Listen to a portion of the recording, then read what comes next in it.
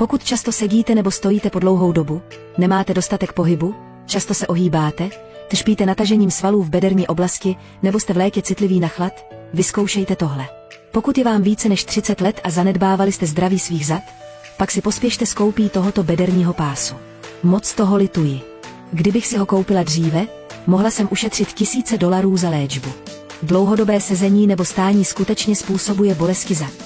Tento bederní pás z pelinku je úžasný pocit. Jeho nošení je jako vyhřívání se na teplém slunci. Lidé trpící bolestmi zad, poslouchejte mě, pospěšte si s koupí tohoto teplého bederního pásu z pelinku.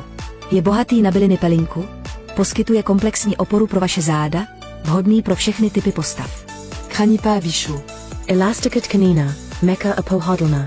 Dokonale se přizpůsobí vašim křivkám, tak pohodlná, že budete ohromeni.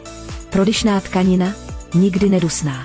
Super elastický, vhodný pro hmotnosti od 80 do 200 kg. Neviditelný a prilhavý, praktiky a bezpekný. Nezbytnost pro seniory a ty, kteří trpí bolestmi dolní části zad. Vril do porukidži.